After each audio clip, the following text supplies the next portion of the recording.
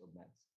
And I think 1997, in this book, details may be found, that Introduction to Soft Factor by Jones and Sundar. This I will denote by J.S. Jones. Most of the proofs can be found here.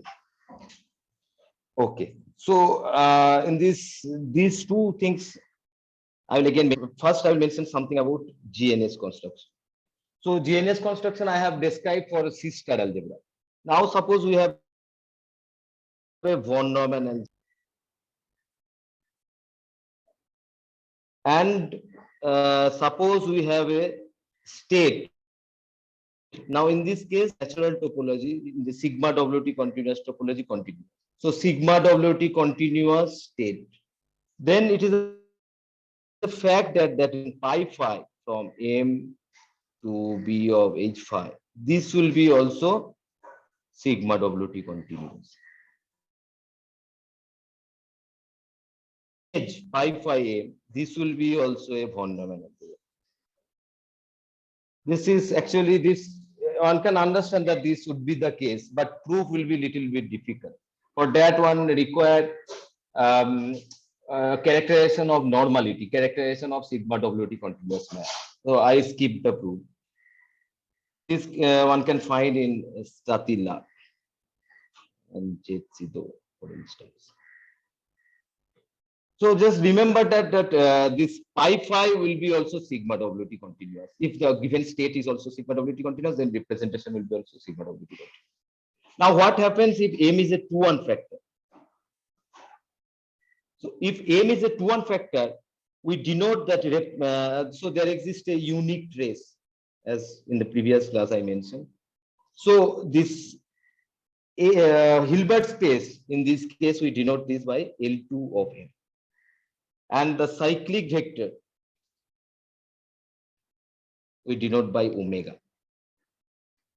Now it is a fact that M going to M omega. Okay, sir, could you please recall what's the 2-1 factor? Just one line. Yeah, this is here in this note. Okay, so I will tell you. So yeah, sure. So a type 2-1 factor is an infinite dimensional factor having a faithful sigma WT continuous. Normal means sigma WT continuous tracial state. So trace means already I mentioned trace of xy equals trace of yx. This is like the metric trace. So if a 2-1 factor, which is a factor, and it is infinite dimensional, plus a faithful normal trace. For example, LG is an example of 2-1 factor, because I have constructed all the trace and everything for this 2-1 factor, where G is ICC. Is that okay now? Yeah, but why is this unique, the trace? That is a definition actually. A type 2-1 factor is an infinite factor having a unique thing. Oh, okay. That's what I was wondering. Yeah, unique faithful normal trace. Okay.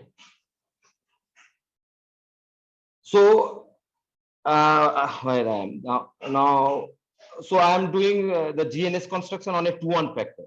Now this Hilbert space we denote by L2M and the cyclic vector by omega.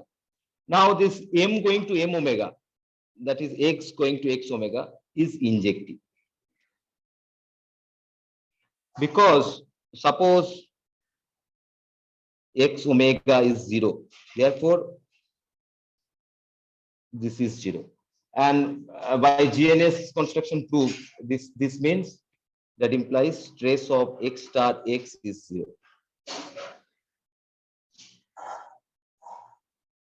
And as soon as this is 0, since trace is faithful,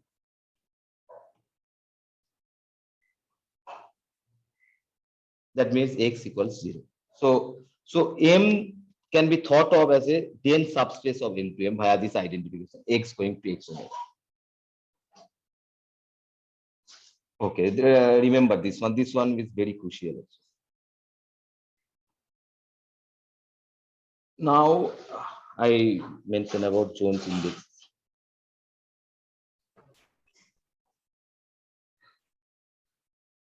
So this is true if we take any faithful state also, right?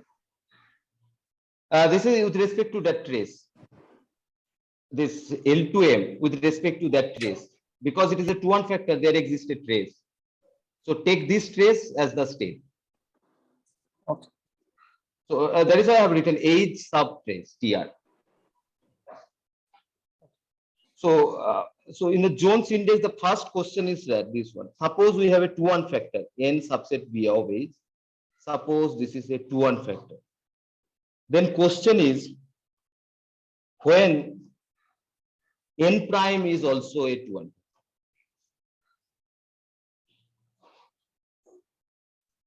So it is a fact that n prime is a 2-1 factor if and only if there exists certain notion of dimension of NH. So if and only if this is finite. I cannot define this one. Actually, this is say somehow this is a relationship between age and L2M. It can be proved that age can be thought of as some subspace of amplification of L2M. I will not go through that, but there will be equivalent condition which you can understand better.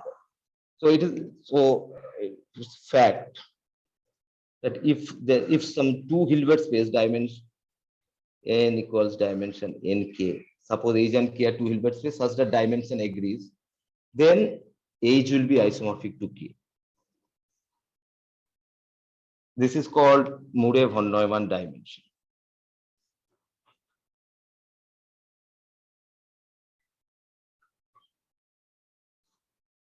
Actually, Murray and von Neumann has defined another notion called coupling constant, which is same as Murray von Neumann dimension. I will define that.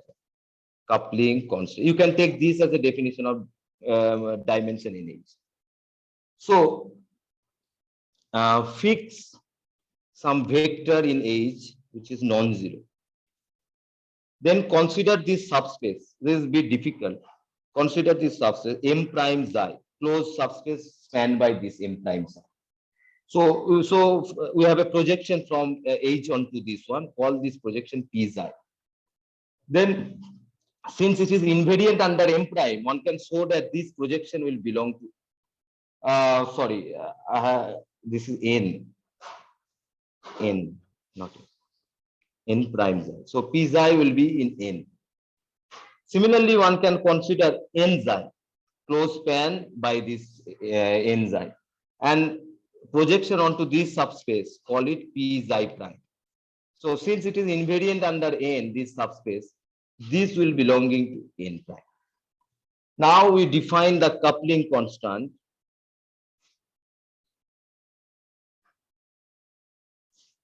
by C xi, denote this by C xi, which is infinity if N prime is not a 2-1 factor.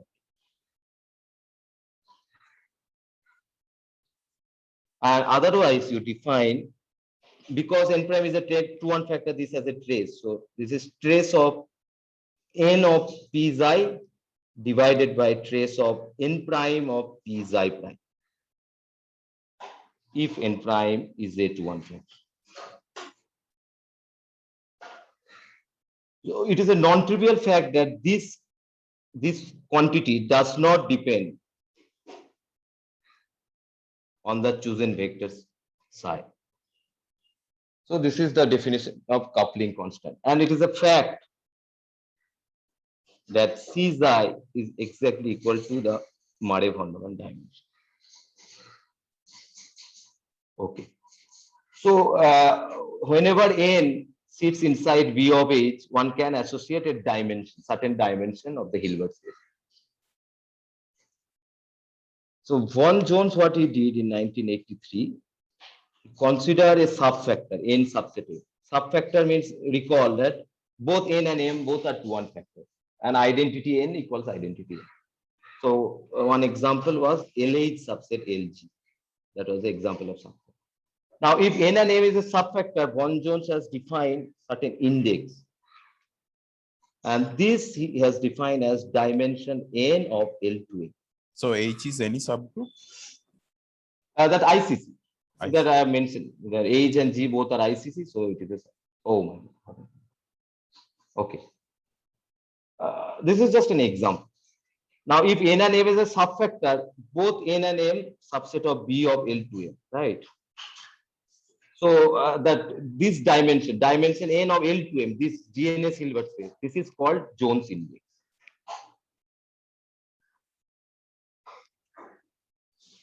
And it follows from the coupling constant definition, and also it follows easily that dimension n of L2n will be 1. Therefore, this index n equals 1. So if it is difficult for you, don't worry, because later will come an analytic formula of the index, which you can take as a definition of index. Now, this has some. So here, coupling constant is you are defining this as the index, right? So coupling constant one can define for any n inside V of H. So coupling constant or Murray-Van dimension is certain quantity dimension NH. Now here, if you have n and m, L2m, n and m both can be thought of as B of L2m. So now H is my L2m. So this coupling constant is the Jones index, dimension n of L2m. Okay. So, okay. One interesting property of Jones index is that it is multiplicative. That means if n subset p subset m, both are all are subfactor, p is intermediate, then m index n equals m index p times p index. This is a very important property. Okay. So more I will define later. That another way one can define Jones index. We will come later. So before that, again, let us revisit LH and LG.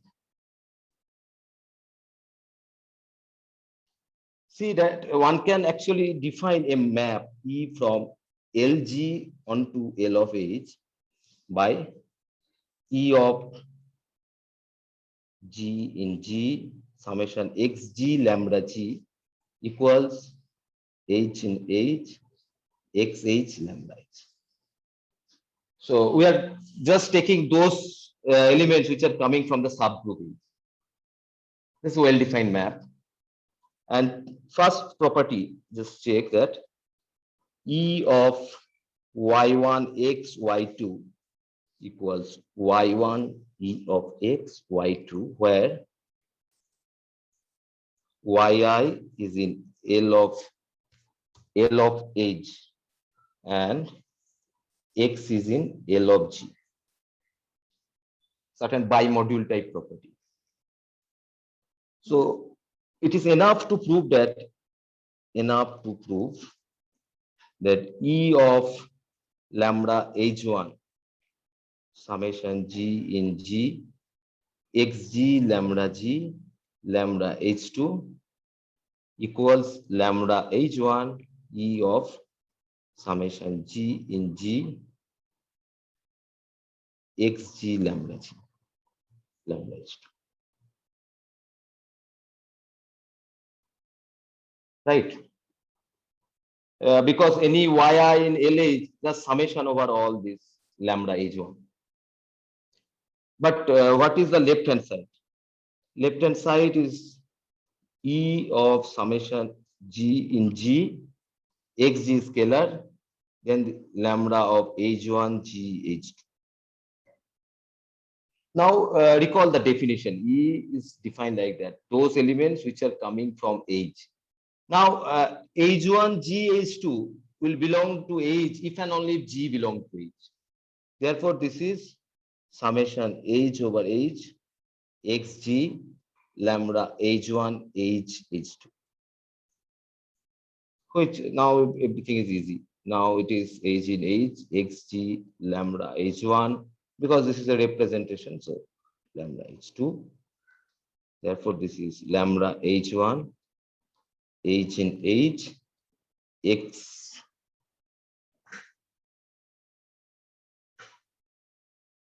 this is xh xh. This is xh lambda H and then lambda H2. But this is what? lambda h1 E of summation G in G xg lambda G lambda h2. Therefore, this is satisfied. So this is true that if you multiply by left and right by elements of LH, it will come outside. And another property of that E is this which is obvious actually, that E of Y is Y for all Y in L of X. The way it is defined, it is trivial because E of lambda of H, this is nothing but lambda of H. That is the definition, right? So E of lambda H will be lambda. Third one is the most important. It is saying that trace of E of X equals trace of X for all X in L of G. So how will we write trace of E of X? This is trace of E of summation xg lambda G, and this is by definition, this is of H in H, xh lambda H. And in the previous lecture, I have told that trace just the identity component, but identity is the identity of the group. And E is the identity of the group. So this is just xe. And this is same as trace of summation xg lambda G. Therefore, this is fine. So one can define a E map, a linear map from LG onto LH, which satisfies this bimodule property and this projection type map, that on LH it is identity and it is trace preserved. More generally, this is a classic result by Omega key, that given an inclusion of von Neumann algebra N subset M with that faithful normal tracial state trace, there exists this trace preserving, I'll explain everything, trace preserving, this is called conditional expectation. Trace preserving condition means that map E from M onto N is linear and positive. Second, that E satisfies this bimodule property. N1 M N2 equals N1 EM N2, where of course NI's are coming from N and M is coming from N. Third one is E of N is N for all N in N. And fourth is the trace preserving property, that is trace of EX equals trace of X for all X in N. Actually, this uniquely determines this conditional expectation, this following equation, that trace of E of XY equals trace of XY for all X in M and Y in M. So any linear map which satisfies this property will be a conditional. I will not go to that. That is the part of the proof actually. So is it automatically normal? Yeah, you will be automatically normal, and also you will be automatically faithful if trace is faithful. Yes, you will be automatically normal, and for these are consequences, that E is faithful, automatically sigma WT continuous, and also this is also E of X whole star equals E X star. Okay, is there any question up to this?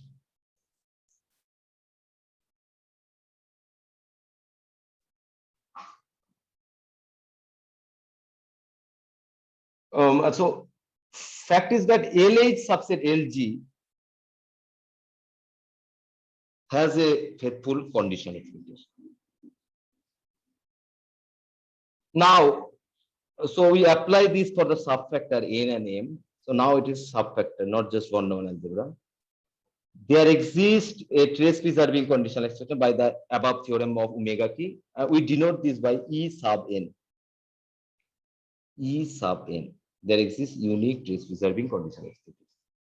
Then this is a beautiful fact by Pimsner and Popa.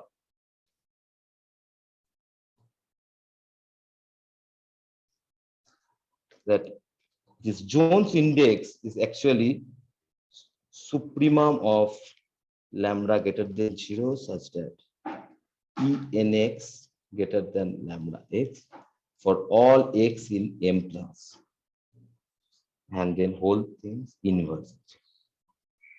So recall that M plus means set of all elements in M which can be written as y star y. So there exists unique, this thing is also a theorem? This is the theorem of omega k. Oh, okay. This is, I cannot prove this here. No, you can, yeah. That's okay. But this is extremely readable paper Okay. in 1950s, I think. I forgot. Before 1950s, maybe. But it is extremely readable. Okay.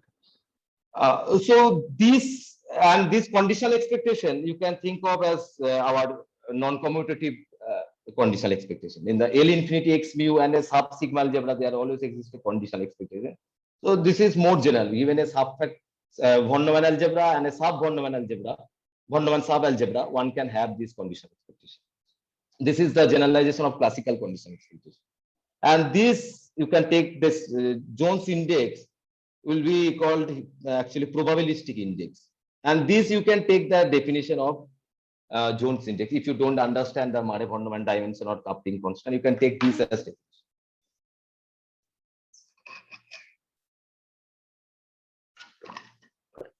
So maybe I should say something more on Jones index.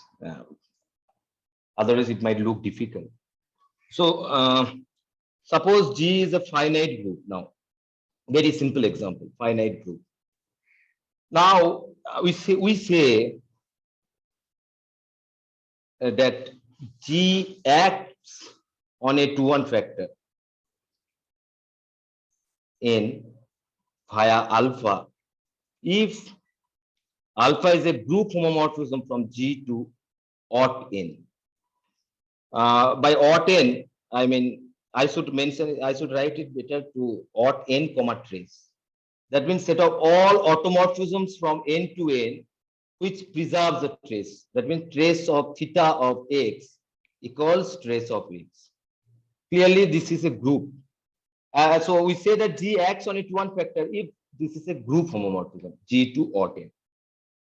And recall, an automorphism theta is called inner if there exists a unitary in n such that theta is equal ux u star for all x in n. This is called inner action. And so the definition is this, that alpha acts outerly if for all G not equals identity, alpha G is never inner. So then we call it is outer action. So, so if G acts on n outerly, then one can define the fixed point. That means set of all x in n. What is never inner? Is not inner. I mean, alpha G is not an inner action. Okay, never. Okay, not. Keshav, is the trace is not preserved?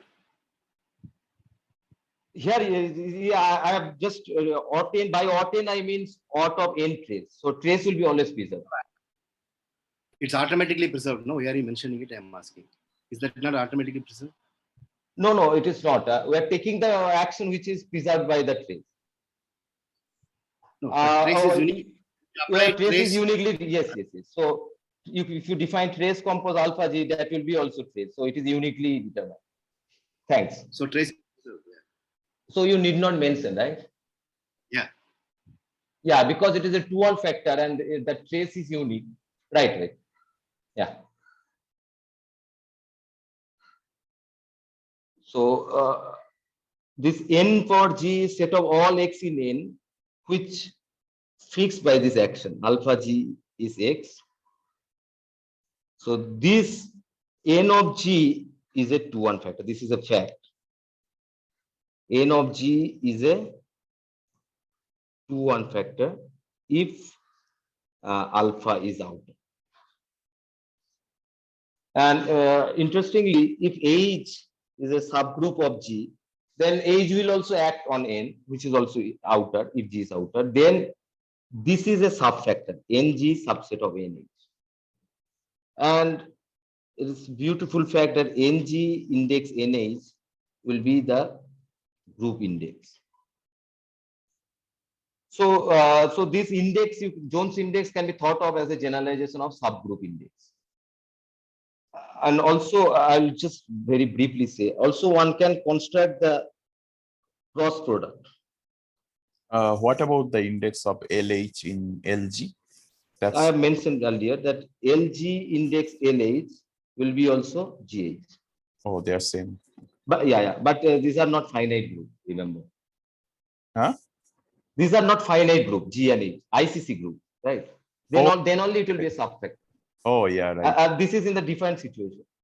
This is just finite group G and H. Okay. You can take an infinite group also. Then also this is true. But this index might be infinite. Okay, so I'll very briefly, I'll say there is a cross product construction also. This is, if you understand LG, then it is similar, this N cross G construction, where G is let us take finite group. Then just consider this just as an algebra, NG. This is the formal sums of XG, UG. UG is just, I'm writing, it is like lambda G. Okay. So, and in this case, only difference is that XG will be in N. In LG, XG was scalar. Now it is in N. Call this formal sum NG. And this will be, one can define twisted multiplication with respect to that action. So this will be an algebra. Then this N of G will act on, like L of G acting on L2G. Now only there will be another factor coming from L2 of N. This was absent in LG case because N was scalar. So the SOT closure of N of G is called cross product construction, N cross. And if G is outer action, then this is also a 2-1 factor.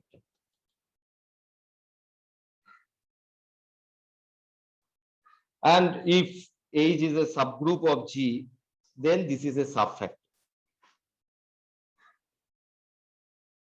Furthermore, this index will be the Jones group index. Okay, so this is a perfect generalization of subgroup index. And so all these are for finite groups, or no, you can take any discrete group, H and G. Any discrete. So that it will be true. Okay. Yeah. But for our purpose, you just take this as finite group because we are interested in finite index.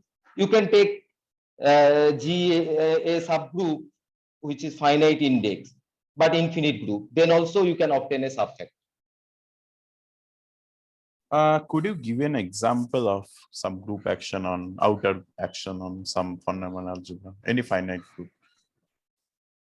Yeah, actually, if you take the, I mean, actually, it is the fact that any finite group acts outerly on a hyperfinite one.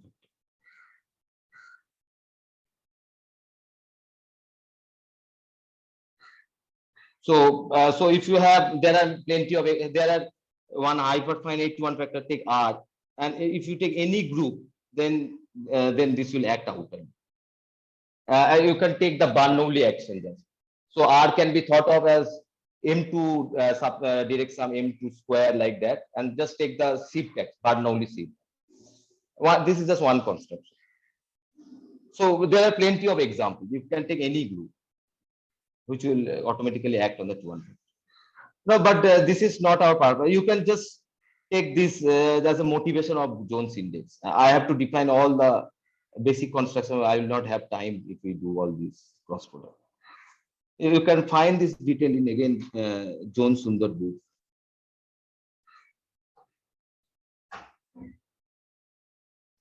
Okay. So what else now I should do? Fine. Now I have defined Jones index and given some examples, and also I have described conditional expectation. Now, again consider this N and M subfactor. Then we have so just one more question. Is the regular representation also outer G acting on LG? No, see LG just G, by shifting. No, this is not outer. This is not outer. Okay. No. Okay. So what I'm saying that suppose N and M is a subfactor, and if you take trace restricted to N, then also you can do the GNS construction for the L to N, and also trace on M, do the GNS construction which is L to M. Then L to N is a subspace of L to M, closed subspace. So automatically there is a projection En from L to M onto L to M. So this is a projection. That means En square equals En star, and this En belonging to B of L to M. Okay, so these are L to N is a subspace of L to M, and En is this is called Jones projection.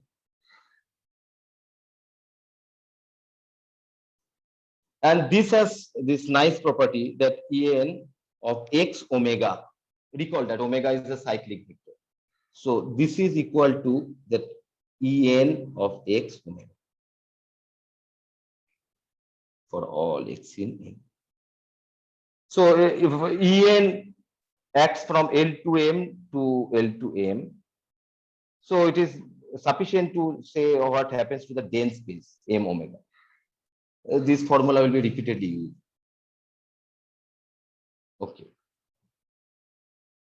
Now I will go through all the basic construction of Jones because I have to define planar algebra. For that, I need all this Jones index theory. Now I need another map called J. So recall that in L of G, I can define a map J from L2 of G to L2 of G by J of delta S equals delta S inverse. Then of course J square is identity. Then one theorem. J L of G of J equals L of G prime. Let us try to prove this. I will first we'll show J L of J equals R of G. This is actually very simple. So just consider J lambda S J of rho. This should act on L to G. So this is delta of T, which is equal to J lambda S delta T inverse. J of delta T is delta T inverse. So this is equal to J delta S T inverse. Again, this is equal to, by definition, T S inverse, which is same as rho S. Recall that rho is the right regular representation. Rho S of delta T. Therefore, J lambda S J equals rho S. So we prove this one. J L J J is RG. Because LG is just a double commutant of all lambdas, and Rg is double commutant of Rs. So this is fine. But recall that in the previous lecture, I have proved R of G subset of L of G prime. Therefore, what we have proved, JLG of J is a subset of L of G prime. Similarly, L of G prime of J will be subset of L of G. And since J square is identity, that will force L of G prime subset J L of G J. So combining these two equations, we get our result. So J of LG of J equals LG prime. More generally,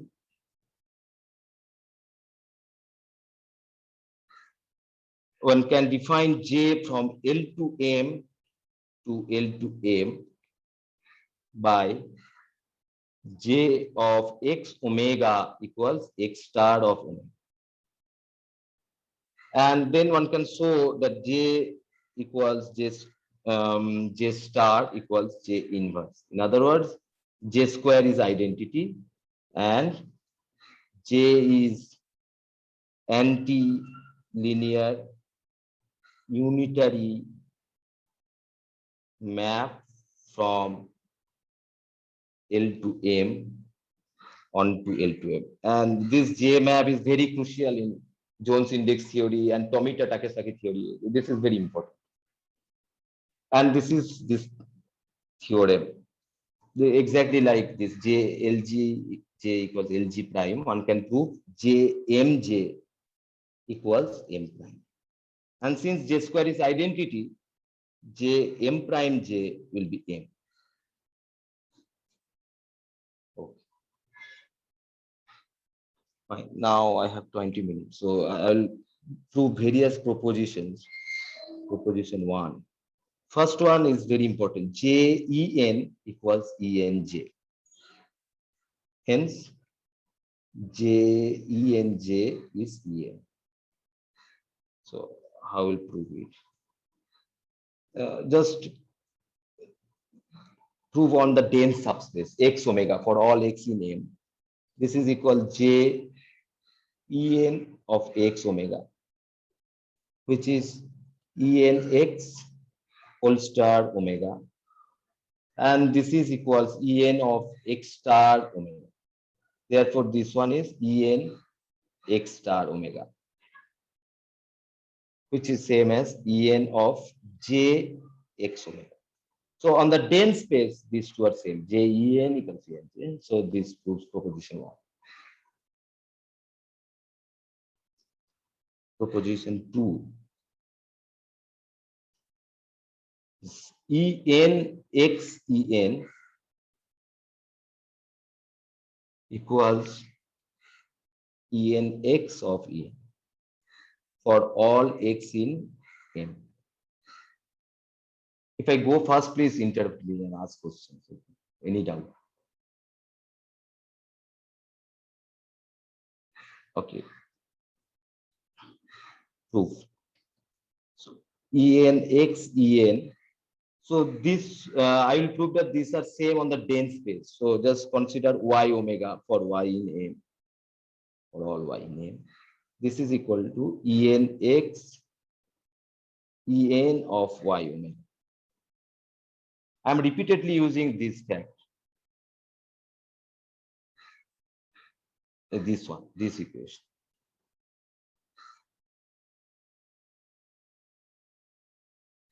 So this will ENX ENY omega, and again this is ENX EN. This is not correct to write. ENX ENY then omega. So this is ENX ENY whole omega. But EN means it is bimodule. It satisfies bimodule property. So this ENY will come outside. Therefore, this is ENX ENY of omega, which is same as ENX By definition, this is En of y omega. Therefore, on the dense space, these two equations are satisfied. So this is true throughout.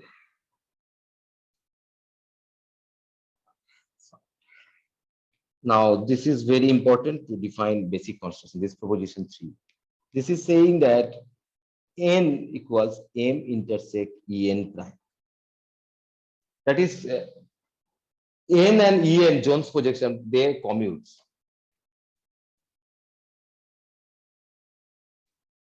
So first, let us prove n subset m intersect En prime.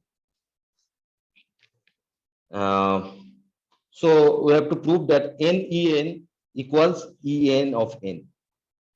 So this is same type of calculation. So n just prove on y omega, and you just take that these are same, that n y omega. I will not go through it again and again. So this is okay, this equation. Now I will prove the converse part. Let x belonging to m intersect En prime. So this says x En equals Enx. Therefore, if we act on the cyclic vector omega, they will remain same. So, and En omega is omega. So x omega equals, right hand side is Enx of omega. But we already have proved that y going to y omega is injective. This is called separating vector. Therefore, x will be equals to Enx by injectivity. In other words, x always belonging to n, because Enx will land into n. Therefore, we prove the other implication, and hence the proposition. This proposition has a nice corollary, that j n prime of j equals m union En. So this is the von Neumann algebra generated by M and the projection En inside V of L to M. We'll prove this one. So n equals m intersect En prime. And this, by simple algebra, one can write this as m union En, and then m prime, and then this prime. Because just algebraic calculation says that A union B prime will be equal to A prime intersect B prime. So this will be, this prime will be M double prime intersect En prime. But M double prime by double commutation theorem is same as N. So this is fine. Therefore, if you take another prime in both sides, we get N prime equals M prime union En double prime. So j n prime j is nothing but j m prime j union j en j, and then double prime. But I already proved that j m prime j is nothing but m, and j en j is en. So this is by proposition 1, j en j is en. So this is M union En and then double prime. So immediately we have a definition. So given a subfactor n subset M, we define a basic construction. We define this von Neumann algebra .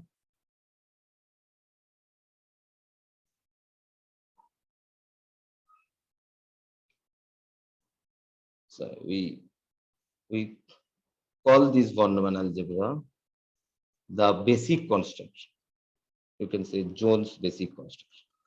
Jones basic construction, and is denoted by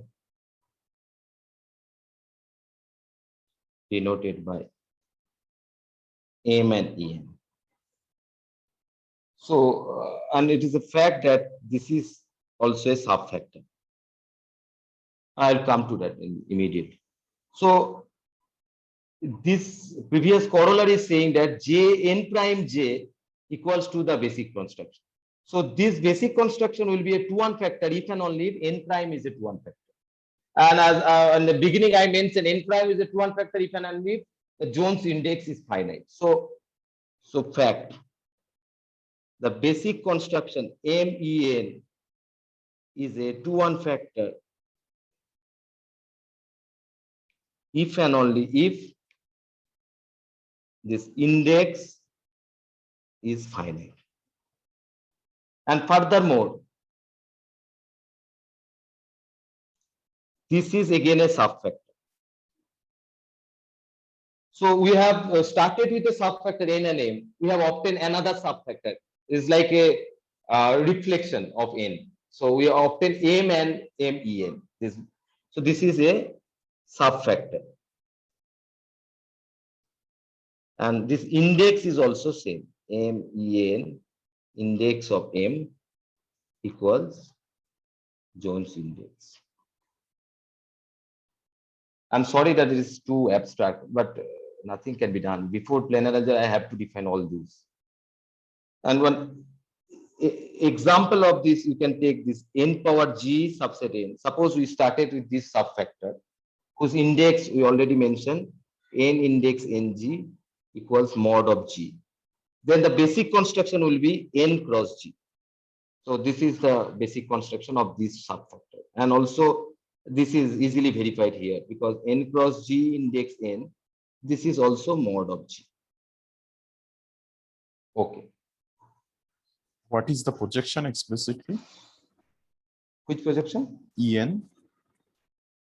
Okay, so En already I mentioned. This is the Jones projection. In this group case. In this group case, it will be averaging with this UGs. To make it a projection, this is a good question. Lambda G, you mean? Lambda G. Yeah. Okay. Sometimes people write UG also because these lambda G's are unitary. Oh, okay. Okay. So 10 minutes I have. I'll take 15 minutes. Then I'll finish this. So you are saying the von Neumann algebra generated by M and N and this projection is the cross product, right? In this case, yeah, exactly. Okay. And okay, if you want more example of subfactor, you just consider n tensor MNC. This is actually easy to understand. So n subset of n tensor MNC like the diagonal action. And then this basic construction will be n tensor Mn tensor Mn. So this is the basic construction of this subfactor. This is the diagonal action. Which one is the basic of which? So this is my n, this is my m, and this is my m, comma en. Okay. And en also by matrix unit you can easily describe. This is, you can just check this as an exercise. So then you will understand better. So you consider this subfactor n subset n tensor MNC, where n sits like that x0 0 such that x in n. And this is just Mn of n. This is the matrix where elements are coming from. Just take M2C to make it simple. So this is the 2 by 2 matrix where entries are coming from n. That is also a 2-1 factor. So this is my subfactor n subset of m. This is my subfactor. First check, very easy. Check that index of this subfactor is 4. And also compute Jones projection and the basic construction. I have already given the answer that basic construction will be n tensor MNC tensor MNC. And you can, I will show in the next class, maybe you can continue with this. And this is the crucial part of the planar algebra. Okay, what's the projection? What's the projection? Projection, you can do the matrix unit 1 0 0 0. Using that, you can. I cannot remember. Okay. Using the matrix unit, you can easily compute the projection. You have to do on your own to convince yourself.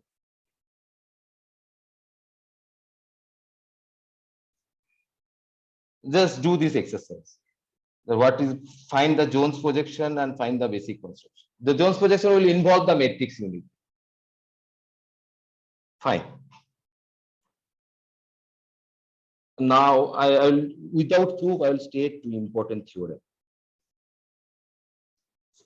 That if this Jones index for a subfactor, if it is finite, then n prime intersect m is a finite dimensional sister algebra. That means a direct sum of matrix algebra. So this will be finite. And also, if the index is less than 4, then in fact, this will be just a scalar. And this type of subfactors are called irreducible subfactor, whose relative commutant is scalar is called irreducible subfactor. Just remember that.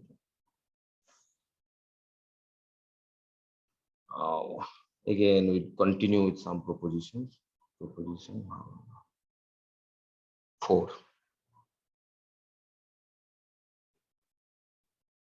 So, if index is finite, this one is a 2-1 factor. This is again a 2-1 factor. Therefore, this has a trace m comma en, and hence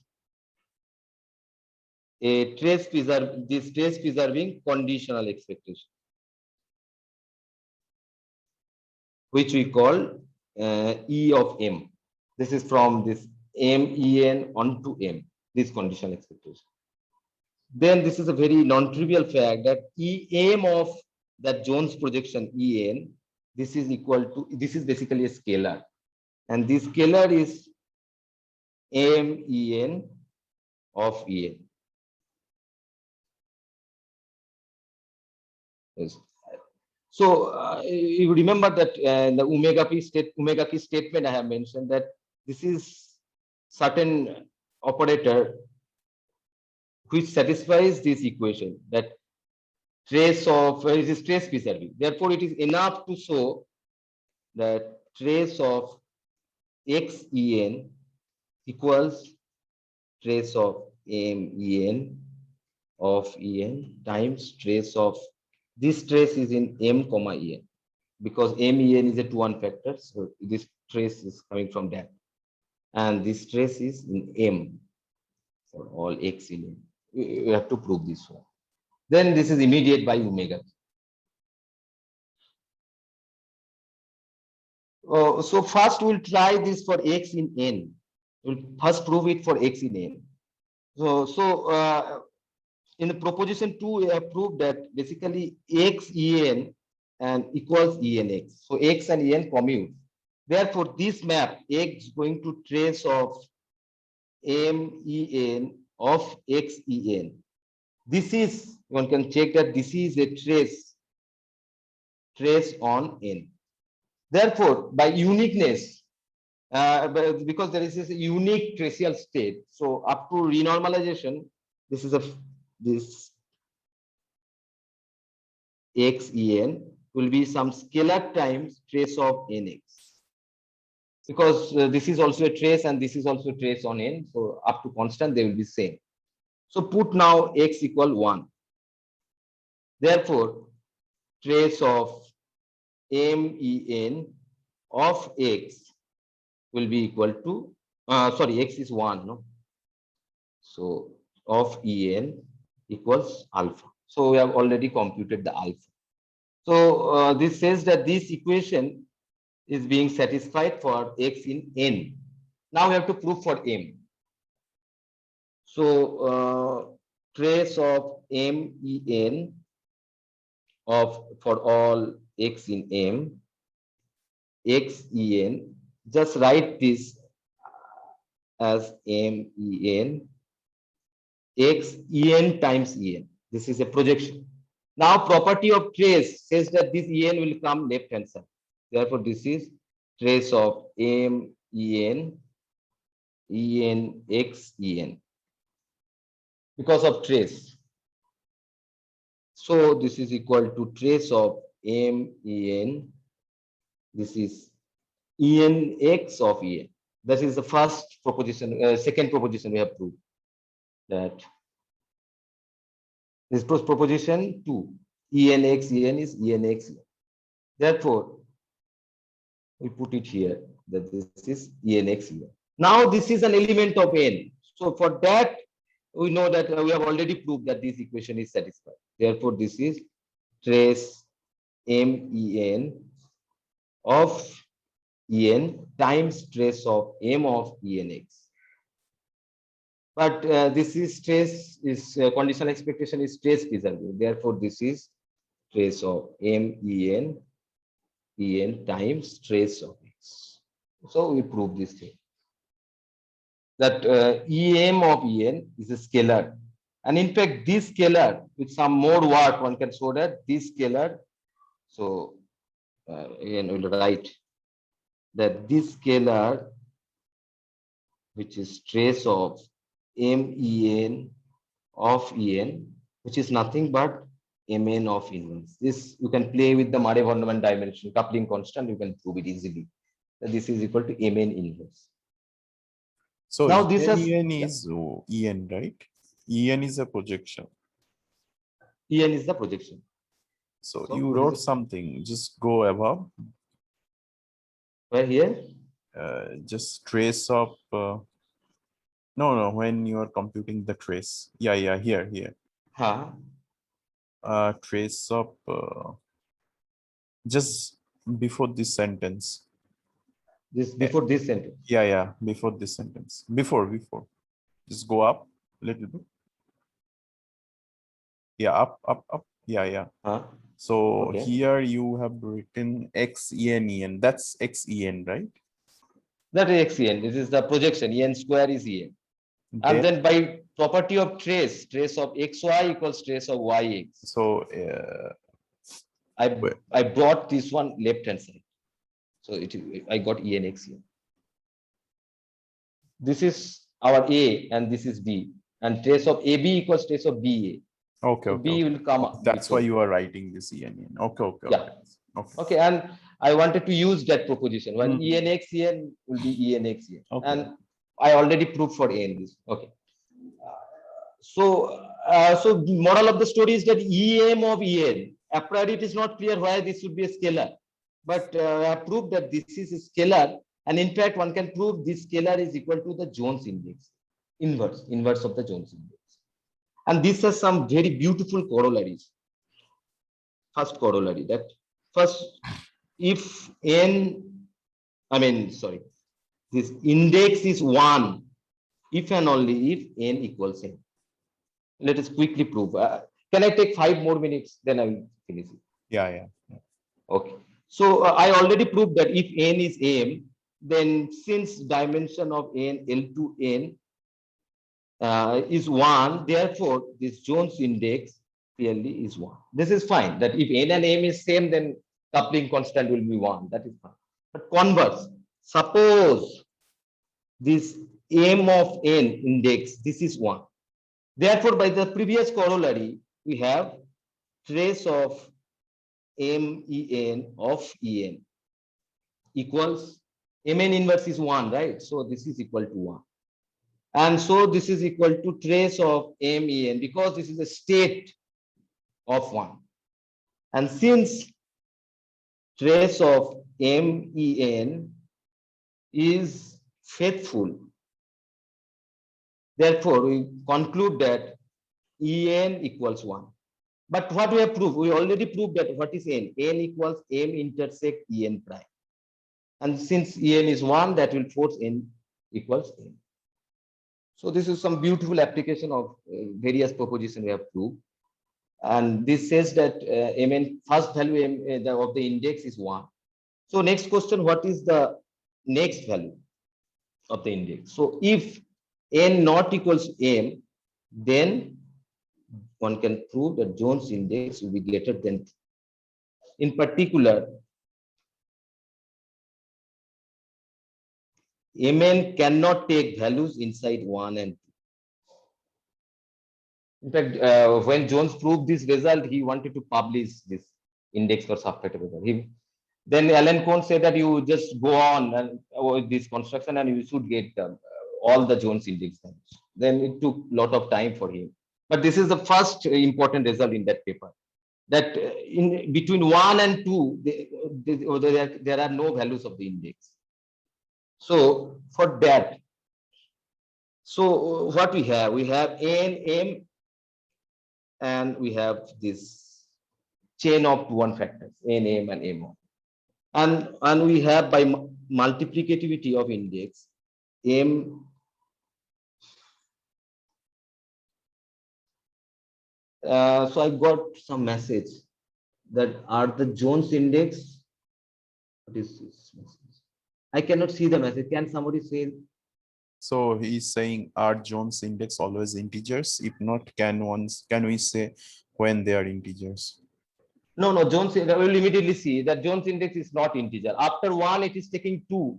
Then the next value is the square of the golden ratio, which is not the integer. Okay. Yeah. So this is a part of the famous Jones index rigidity. It can take, unlike the group index, this is the first difference with the group subgroup index. The subgroup index, you can take only integer value. Here, no, you can take arbitrary values, and there are various open questions. What are the possible values of index beyond the non-irreducible case? I'll mention all this. So here we have this inclusion of subfactors, and this index by multiplicativity we can write as MEN index M times Mn. But this is also same as Mn, therefore this is Mn square.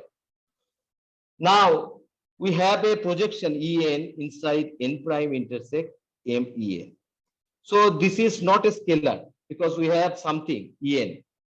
Therefore, by this statement I have mentioned without proof, that if Mn is less than 4, then N prime intersect M must be a scalar. So if it is not a scalar, that index should be greater than equal to 4.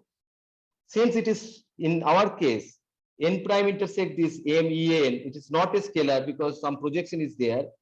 This index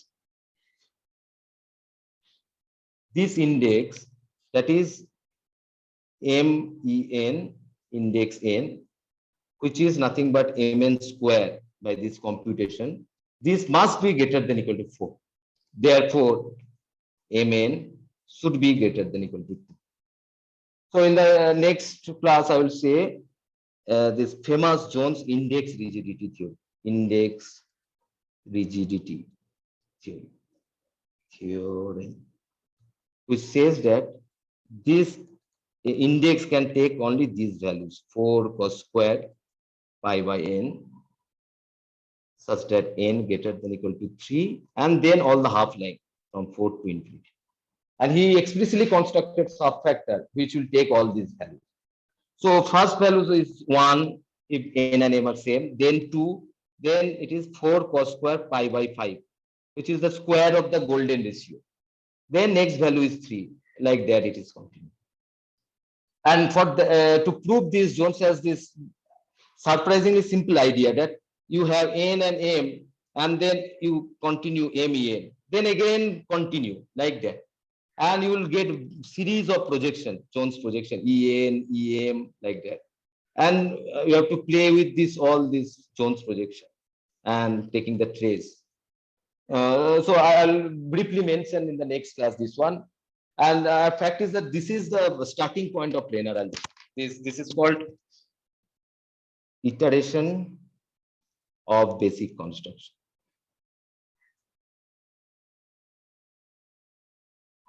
Okay, so thank you. Today I finish it here. Thank you.